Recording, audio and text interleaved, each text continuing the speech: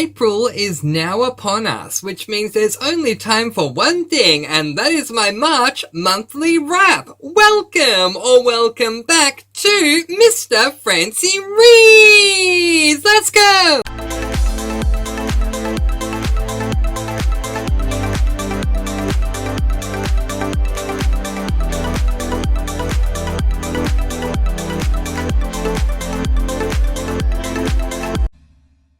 Yes, hello and welcome or welcome back to Mr. Francy Reads. I am, of course, Mr. Francy, and I'm truly honoured that you've once again chosen to join me today as we go through my March monthly wrap, talking all the books I read in the month of March. A couple of things to point out. First of all, I'm trying to move my camera as much as I can so you can see more of the books. As you can see from there upwards, everything is cozies. So, and I'm on a cozy mystery embargo at the moment, so that's your second thing you need to be aware of. All of the books I read in the month of March were cozy mysteries because currently I'm a mood reader. All I want to read is cozies and I'm having a good time. The next thing that I want to let you all know is that my thoughts, feelings, and opinions obviously are clearly my own. There are going to be some opinions that I have in this video that you may or may not agree with, some of them that are more slightly negative.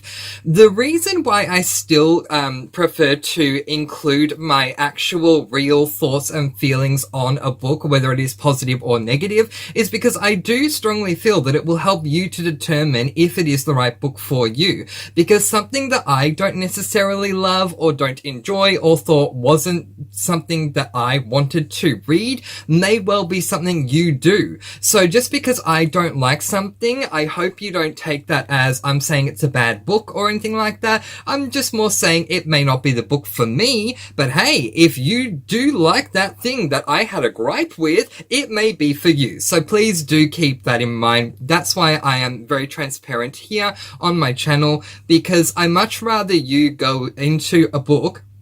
If you're going to go in based on a recommendation by me, you're going in knowing everything that I feel you need to know going in. I don't want to set you up for a disaster or a dud. And just because a book may be a dud to me explaining my reason why it was a dud for me will help you to know, okay, I don't like that thing either. I'm not going to pick up that book. Or I actually don't mind that thing, Mr. Francy, so I will pick up that book. Or I love that thing, Mr. Francy. Thank you for telling me. Now I'm really going to pick up the book. So don't take it as a downer thing. Just take it as you'll know the reason, and that will help you to determine. Alright, let's take a look at the monthly stats, which I always love to start off with. In 3, 2, 1, go! For the month of March, I read a total of 11 cozy mysteries, and I DNF'd 2 of them.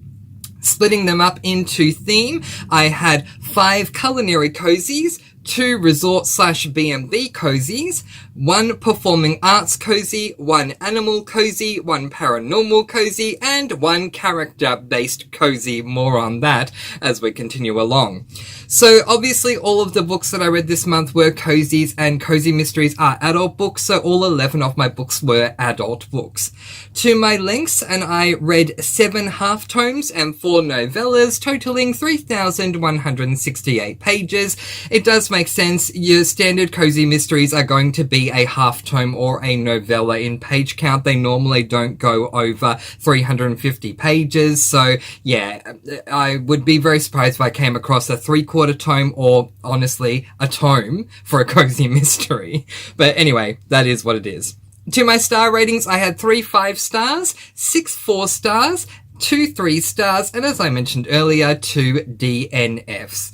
And that's where we're going to start. So with everything all over the place with my star ratings, with the exception of 2 and 1 star, there's a lot to discuss for this month. Now, because it is a monthly wrap, I am going to give you the abbreviated version because otherwise this video will take way too long for you to view and me to film, and no one wants that.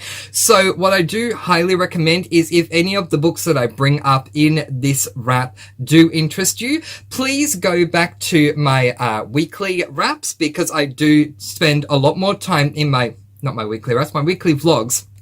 My weekly vlogs, reading vlogs, interchangeable term for me, weekly vlog, reading vlog. Those vlogs that I do, I spend a lot more time talking about the books. I go into much more detail over there. Alright, so do be mindful of that.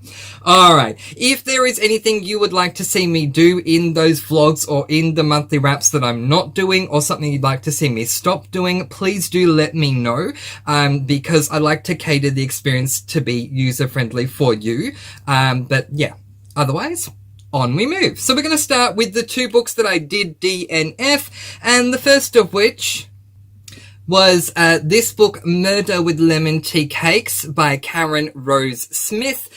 They're all adult cozies, so I'm not going to waste time continuing to say, this is an adult cozy, this is an adult cozy. They're all adult cozies. Anyway, so this is set in a tea shop, and we follow, is it Daisy? Yeah, it's book number 1 in the Daisy's Tea Garden Mystery Series. I made it 45 pages in, and I just really didn't like the main character, Daisy. I also thought there was going to be a whole lot more tea discussion than there was in those first 45 pages. I mean, the total page count for this one is, what is it with the book? 296 pages, and I made it 45 pages in, and the only thing discussed about tea was one customer said, can I order an orange pico? That was the only mention of tea, and I went into this for tea. So yeah, it just didn't work for me, and also, as I said, Daisy, I didn't get on with her. So I DNF'd, but I did count the 45 pages I read towards my pages read for the month. The next book that I DNF'd was this book, 50% Off Murder by Josie Bell. This is book number 1 in the Goodbye Girls mystery series, and I DNF'd this one at the 21 pages in mark, and I did also add those 21 pages that I read to my total page count. I never used to, but now I do. Anyway, and the reason I DNF'd this all came back to the audio narrator. They really annoyed me. I had a lot of audio problems. Either the narrator was too quiet or too loud, and if I'm having to do an exercise of up and down with the volume constantly while I'm trying to crochet and I'm trying to listen to the audiobook, it all just becomes way too much. So I did not DNF this book because of the story. I need you to know that. I DNF'd it because the audio narration did not work for me. So I'm hoping to one day get back to just physically reading, and when that does happen, I may give this book another go. But yeah, DNF'd for the audio narration with this one, DNF this one for the sake of the main character and not enough tea stuff in that cozy. So next up, I'm going to move on to my SAS list. Now, for those of you who don't know, SAS stands for Serious About a Series. It was created by Elizabeth from booktube channel Lizzie Faye Loves Books, where in short, you create a series, list of series, that you either want to start, continue on with, or finish by the end of the month. I read 4 books from 4 different series that were on my SAS list in the month of March, and the first of those was this book, Biscuits and Slashed Browns by Maddie Day. This is book number 4 in the Country Store Cozy Mystery Series, and I gave this book 4 stars. So in this particular series, we follow someone whose name is Robbie Jordan. Yes. I keep having issues remembering her surname, but I was going to say it correctly this time, which is why I laughed.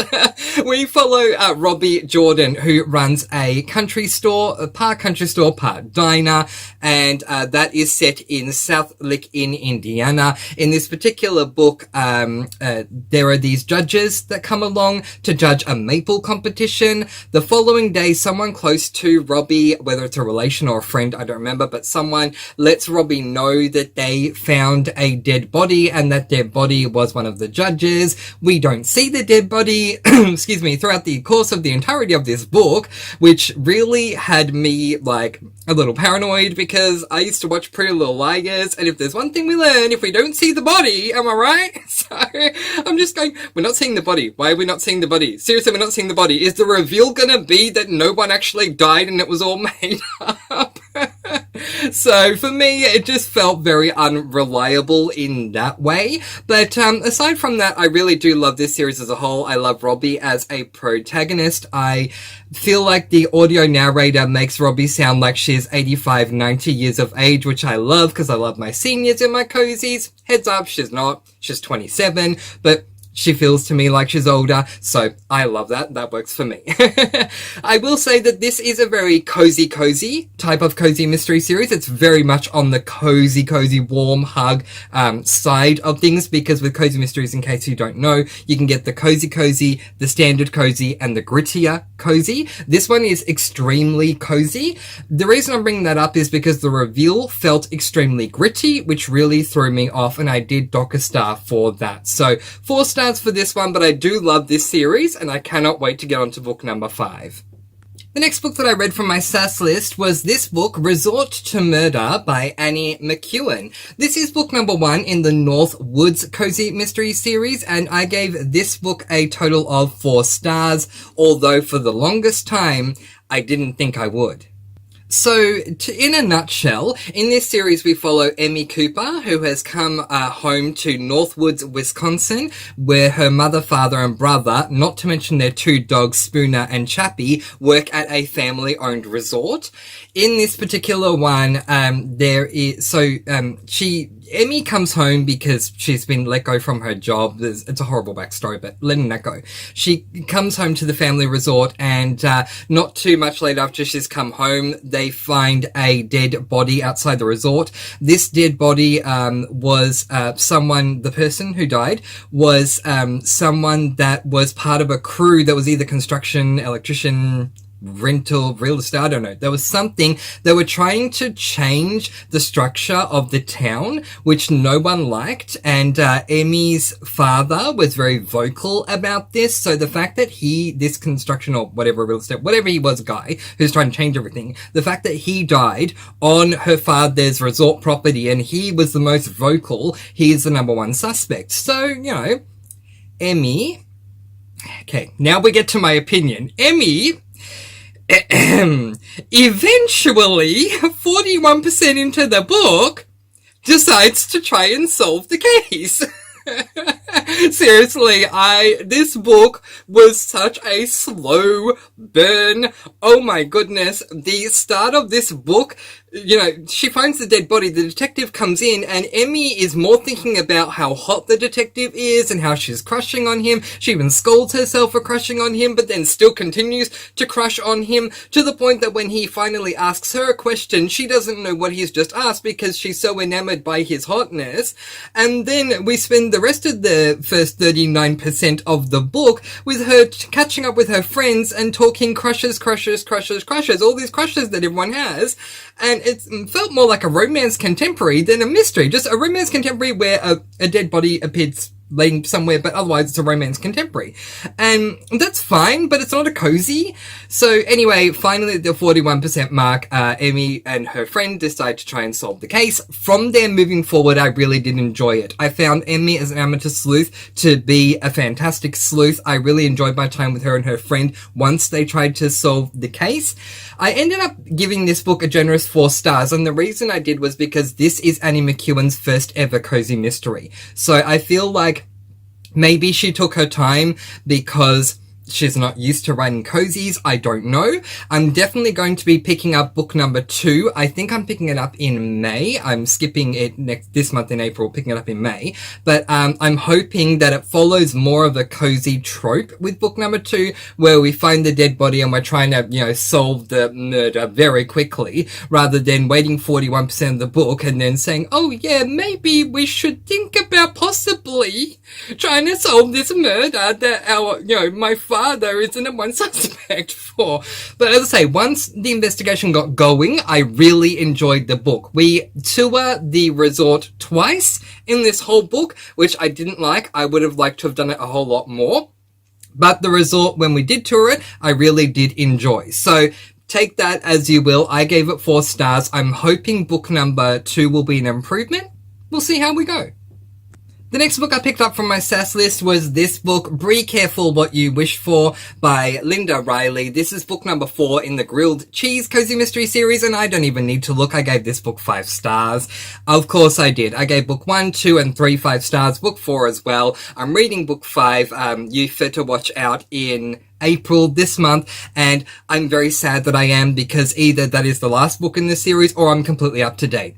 Very quickly, the series premise is that we follow Carly Hale, who runs a grilled cheese eatery in Balsam Dell. I believe it's in Vermont, but anyway, I would need to double check that. But in Balsam Dell anyway. And yeah, it's just a whole lot of fun. I love this series so much as a whole. As far as what happened in this particular one, the delivery boy for Carly, he's been receiving a number of complaints from this elderly woman for what seems like unfounded reasons. So Carly goes to check in on the elderly woman to find out why she's having all these issues with her delivery boy, and she finds the elderly woman dead. So obviously it doesn't look good, and Carly tries to solve the murder. I can't complain about anything at all in this series. I feel like Linda Riley writes for me. Whether it be the cozy side, the mystery side, the sleuthing side, the theme side, the culinary representation, I really love this series, and I think you will too. I highly recommend it, and Mama Francy started book 1 at the end of March. I'm so happy for her, up to no good. And she was telling me about it, and she's telling me that she loves it so far, so yee!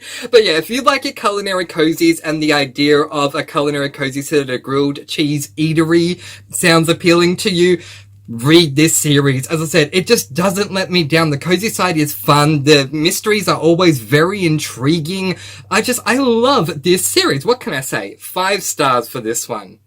The final book that I read from my SAS list was a new series to me, and it was this one, the Deputy Donut Cozy Mystery Series by Ginger Bolton, book number 1, Survival of the Fritters.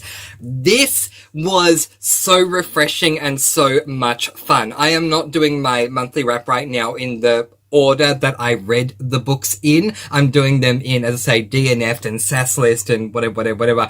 This one I read as my second last book of the month, and I had a few books that I had some issues with. So when I came to this one, it was just so refreshing. I really loved my time with this book. So in this series, we follow Emily Westhill, who runs a donut shop called Deputy Donut, which is named after her cat, Deputy Dep Donut, in Falling Brook in Wisconsin. Now in this particular book, one of the ladies from the knitting group, the Knit Pickers, hasn't shown up for their regular meetup at the donut shop. So the ladies alongside Emily go to her place to see what's wrong and find her there dead.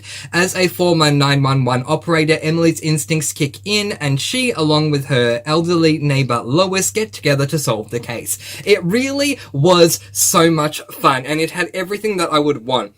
Deputy Donut the cat, I just love that name. The Deputy Donut store, the cafe, donut shop itself was great. We mentioned donuts and different types of donuts a lot, which was good. The mystery itself was really, really intriguing. The Lois, the next door neighbor, is an elderly sidekick. Oh my gosh, I love my elderly sidekicks. I love this. I ended up giving it 4 stars, and the reason is because I felt the length by the time I got to the end. It really felt like a long book that didn't need to be as long as it was, so I did deduct a star for that. But otherwise, it was absolutely fantastic. And book number 2, Goodbye Cruller, however you say it, World, is on its way. Cannot wait to get to it. This was amazing. I do recommend this one. And now on to the next category, which is my cozy mystery A to Z bingo board. It's a bingo board challenge that I've given myself with 26 prompts, each prompt being a different letter. So we've got an A prompt, a B, a C, a D, and E. Each of those prompts is a different cozy mystery series. In order to tick off that prompt, I need to have read the first 2 books in that series. Some of the books you're going to see here are also on my SAS list, but because they are either a book 1 or a book 2 in the series that's also on my cozy mystery A to Z bingo board, I'm putting them into this section to update you on that as well. So first up in that section is my B prompt, which is the Magical Cats Cozy Mystery series. I have now ticked this prompt off completely because in the month of March I completed book number 2. Yee! So those first 2 books are done with that series, and moving forward it will just be known as it's on my SAS list. So there you go. Book number 2 is Sleight of Paw, and it is by Sophie Kelly. Okay, so I had some concerns. I went into this book having absolutely loved book 1. I do believe I gave it 5 stars, and it's right there. And facing outwards, I loved it so much. I gave it 5 stars. It was so cozy. It was everything I could ever want. So the series premise is that Kathleen Paulson is a librarian in Mayville Heights in Minnesota. She works alongside her magical cats Owen and Hercules to solve mysteries. In this second book, someone is found dead outside a cafe, and so Kathleen uses Owen and Hercules to help her solve the case. Now, just from the get-go, it felt really off. To me, it didn't feel at all like book number 1, and I don't mean the story, because obviously the story is going to evolve, that's going to happen, but just the way that things were done and handled, and the coziness and all that, it all felt a little bit off in this second book for me, and I just didn't enjoy it as much. So, it was a bit of a miss for me, honestly, and I'm not even really retaining much from it. That's how much of a miss it was, which is really sad, because as I said, I loved book number 1. Now, never fret, Magical Cat Cozy Mystery Series fans, because I am going to be reading book number 3, because I always feel that if there is one dud in a series, you pick up the next one. If you get 2 in a row, that's when you DNF. You don't have to follow that rule, that's just my rule. But anyway, so I am definitely picking up Copycat Killing in April, book number 3, and I'm hoping it will be like book number 1. Time will tell, but this one just really wasn't for me. 3 stars. Next up, my C series, which is also on my SAS list, but now that I've read book number 2, my C prompt has been crossed off, is the Inn at Holiday Bay Cozy Mystery series. Book number 2 is Letters in the Library, and this is by Kathy Daly. So, the series premise of this series is that we follow Abby Sullivan, who has purchased a mansion that she's trying to convert into a B&B in Holiday Bay in Maine, alongside a cat Rufus, who adopted her, and a live-in cook Georgia and her dog Ramos. In book number 2, they are still doing everything they can, all the prep work to open the B&B. Also, we're trying to solve the case from book 1, but when an unexpected visitor drops into town, Abby begins to realize moving to Holiday Bay is more than it once seemed. Okay, so there's a lot to unpack with this, and I am going to do a double reading vlog that's coming out next week, and this book is the last book that I read in March. So in that second lot of reading vlogs in that one video, I'll be unpacking this a lot more, because there are some gripes that I had with this book and that I have with the series. In saying that, I am continuing to move forward. My biggest gripe is what I said right at the beginning of what I said in book 2. They're still doing everything they can, all the prep work to open up the B&B.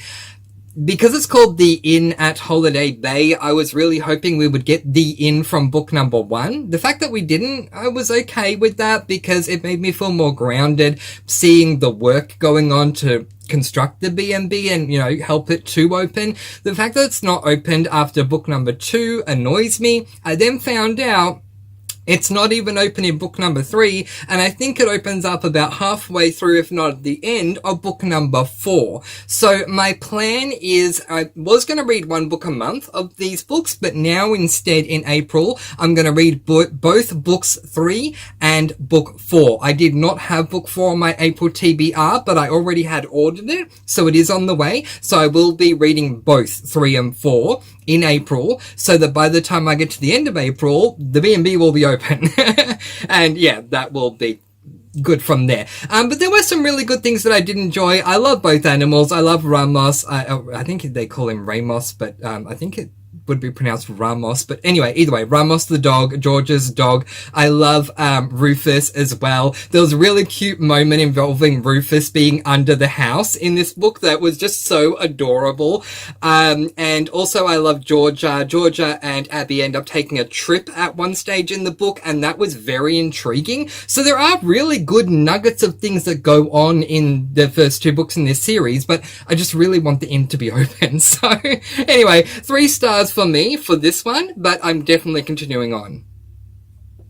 Next up is another duplicate on the SAS list and on the Cozy Bingo board. It is prompt number D, which was the Vintage Sweets Cozy Mystery series by K. George. It has now been replaced with this series, the Salem B&B Cozy Mystery series by Tracy Wilson. Book number 1 is called Mrs. Morris and the Ghost. I gave this book 5 stars. This was fantastic. I need more of this. I have book number 2. I'm pointing there because it's literally right there out of the frame. I have book number 2. I cannot wait. It's going to take me a bit to get to it in April, but I can't wait to continue with this series. So, the basic setup is this. We follow Charlene. Charlene was married, and so her surname is Morris, hence the name Mrs. Morris on the title. Charlene was married, had a husband and a kid. Unfortunately, in a really horrible backstory, neither her husband nor her kid are around anymore.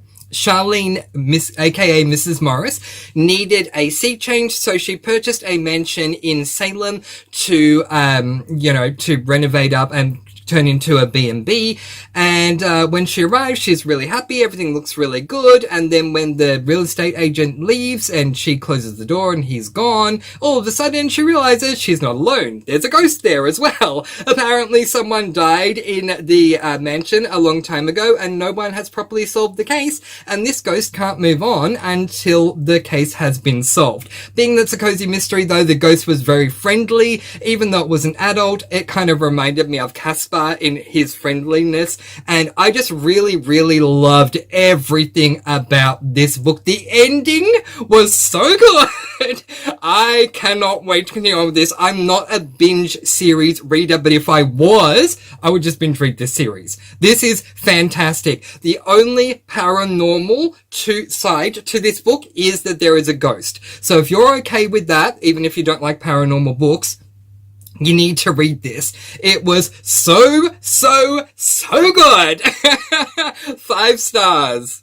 Next up is a book that is not on my SAS list, but is prompt number F in my A to Z bingo board. It is the Undercover Dish Cozy Mystery series by Julia Buckley, and it is called The Big Chili. Okay.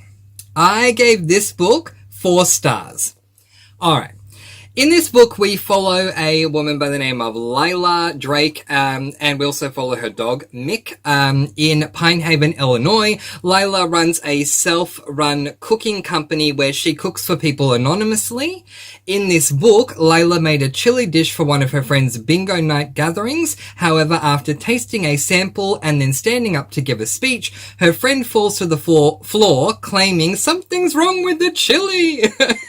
Literally.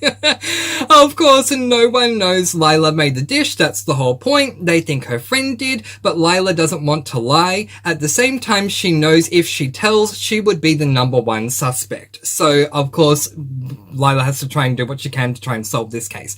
Okay, now, I thought that this book was okay, but I had a couple of gripes, and these gripes, as I mentioned at the beginning of this video, may help you to determine if this is the right book for you or not. And also, my commentary is not on the series. I've only read book 1. But for me, in book number 1, the culinary side did not go far enough at all. We open up on page 1 with Lila having already made the dish that she's delivering, and she's taking it to the person.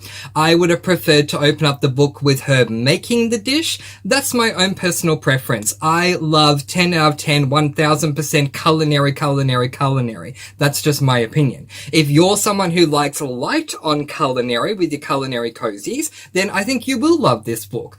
I thought that Lila was very much a drama queen in the book. Again, just my opinion. That may change in book number 2. I've heard that someone else in the series named Serafina is more of a drama queen than Lila, but I thought that Lila made a lot of mountains out of a lot of mini molehills, and it just didn't feel as cozy as I would have liked. But yeah, I will continue on because it is that F prompt for me. I don't know when I'm reading book 2, but I have it scheduled. I think it's for like June or July or August, somewhere around there. So I will read book number 2 and hope that it improves for me. I thought all in all it was okay. I did end up giving it 4 stars, which is still a relatively good rating. I thought that the mystery was really intriguing. And yeah, there were some really humorous moments in the book as well, so that was good. But on the culinary side, it just really wasn't for me. And I just wish that Lila would tone down the dramatics a little. But again, that's just my opinion. 4 stars for this one. And now on to my spares. So this final section is spare cozy mysteries, although this next one is actually on my list. Hang on. This next one was actually on my SAS list. But anyway, it's spare because there's only one book in the series. So, I mean, can you count one book as a series on the SAS list? But anyway, the other 2 are definitely spares. They're not on my SAS list. They're not on my A to Z bingo board. So the first of those that was a spare, although it is on my SAS list technically, is the Misty Divine mystery series by Holly Stars. Book number 1 is Murder in the Dressing Room. So in this book, we follow, this is just absolutely fantastic. First of all, Holly Stars is a drag queen. As you can probably tell, Misty Divine, the protagonist, is a drag queen. It's drag queen themed, and so it is literally own voices writing a cozy mystery, and it was everything I thought it would be and more. So Misty Divine has been working at this drag club for a very long time, but her mentor, Lady, has been found murdered. Unfortunately, when Misty is interviewed by the detectives, she finds out very quickly that they don't care so much about her death. The reason for this is because there's a cold case that's been going on for a while about the Kensington cat burglar. Someone has been stealing, Sorry, I just had to clear my throat there. Someone has been stealing a lot of different items around Kensington. This is set in London, in Kensington, and one of the items that they stole just so happened to be the dress that Lady was found dead in wearing. Lady was found dead wearing that dress, is what I'm sure you understood what I mean. Yeah. So the detective seems more like he only cares about trying to solve how she got the dress rather than the fact that she's murdered. So Misty says to herself, well, I'm going to solve it because no one else seems to give a fig about Lady. So she does. And oh my goodness, it was just such a fantastic read. If you are looking for a drag queen cozy, really you should turn to this book because it was just everything I could have wanted and more. I did wonder if I wouldn't like it because I'm not really partial to English cozies as much as I am to American ones, but I wanted to read this for the drag queen site and it was just so fantastic. And if you are overseeing, love triangles or even a love interest, read this book because the love interest, she already has a partner. They've been together for years. They're in a very solid relationship. It's not at all about finding a romantic interest. That's already dealt with. Now we're going to try and find out who killed this drag queen. It was just fantastic. I need more. Come on, Holly Stars. Keep going. Give me more. Fantastic stuff. 5 stars. My next spare is a book from a series that has been on my SAS list in the past, but I had been completely up to date until the end of last year, and now I'm caught up again.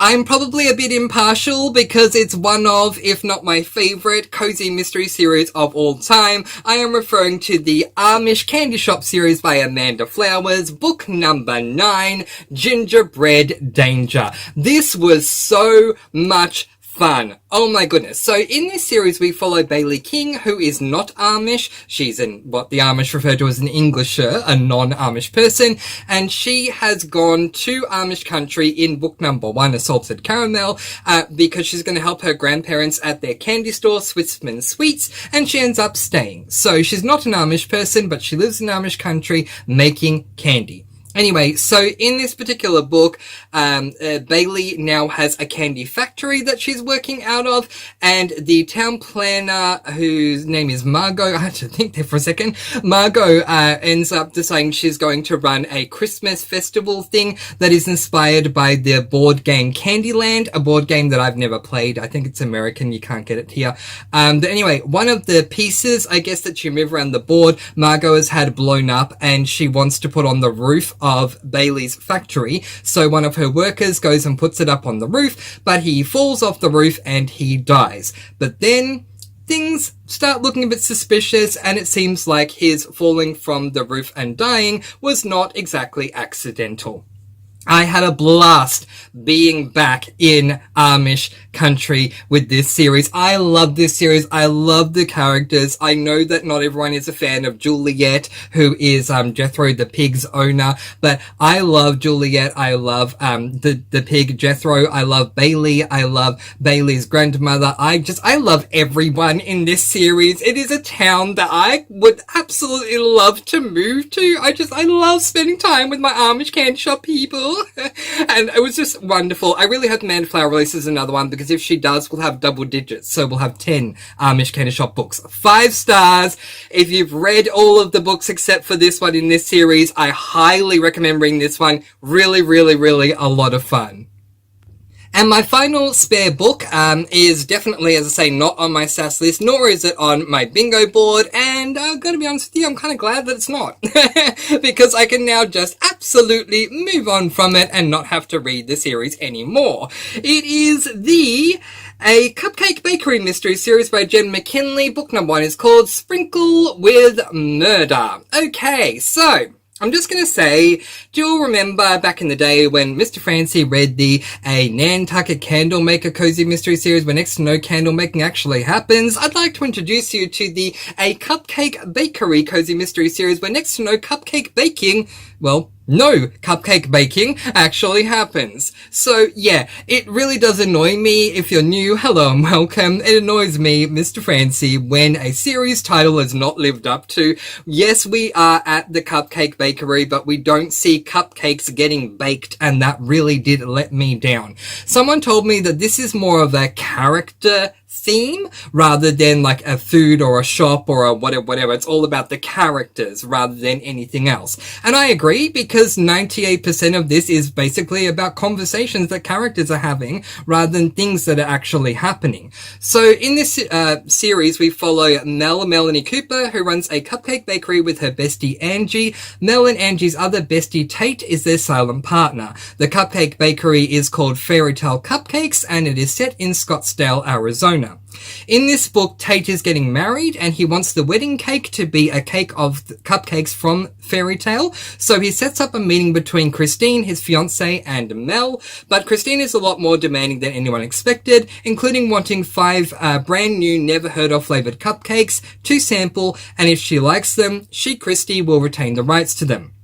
After delivering a sample via Christie's employees, Mel goes to check in and see what Christy thought. That's when she finds Christy dead. Now Mel is the #1 suspect in her bestie's fiancé's murder, and it's a race against the clock to prove her innocence. I'm not going to say a whole lot about this other than to say, if you are a culinary cozy fan and you go into your culinary cozies because you want to see some cooking happening, this is one to skip. I don't know if it changes in book number 2, but you don't see any cooking at all in this first book. What you do see is cupcakes that are sold. Yeah, absolutely. You see, you're in the cupcake bakery. She sells cupcakes to customers. She may talk about a cupcake here or there, but you see no cooking at all. And there were opportunities to show cooking in this book, especially with the 5 new flavors she has to create, and you don't get that. What you get is the next day after she's invented those flavors, Jen McKinley says something to the effect of, the following day I was really exhausted because I'd been up all night creating these flavors and, modeling a little bit of fondant. So because I was exhausted, I decided to, and we've moved on to the next thing. So we've completely skipped any opportunity to see her create these flavors, which I would have personally preferred. So it's definitely more mystery leaning. It's definitely more character based rather than plot driven. It's definitely character driven. And if that's your thing, you may love it. But for me, it was a bit of a miss, I have to be honest. And I gave this book 4 stars in total because the mystery was really intriguing, and I loved, Christine, the victim, works in the fashion industry, and the fashion modeling industry is a very intriguing industry because it's very different to any other industry. So I did like that theme for the mystery. I really enjoyed it. Don't get me wrong, but the cozy side was nowhere near cozy enough, and the theme was definitely not celebrated at all, in my opinion. It was literally just a backdrop. So, Cupcake Bakery backdrop rather than cupcake baking actually happening. So the mystery was good, though. 4 stars. I don't think I'm going to continue on with the series, though. And now for everyone's favourite game that we like to call Up. These are all the books that I read in the month of March 2025. What books did you read in the month of March 2025? Let me know in the comments section below. Have you read any of these series? What did you think of the books that you read? Let me know that as well. Just a reminder, once again, my opinions are definitely my own. I only state them to help you to determine if the book is right for you. I much rather be honest and tell you I didn't like something than lie and say I did and give you a false impression of the book. The thing that I say I don't like, you may love. So again, I much rather just say what I didn't like to still help you determine if it's the right book for you. Alright, that is where I am going to leave it for today. Letting you all go with peace, blessings, and so much love. Please do be kind and love one another and spread your sparkling energy all throughout the world. And until next time, happy reading. Bye everyone!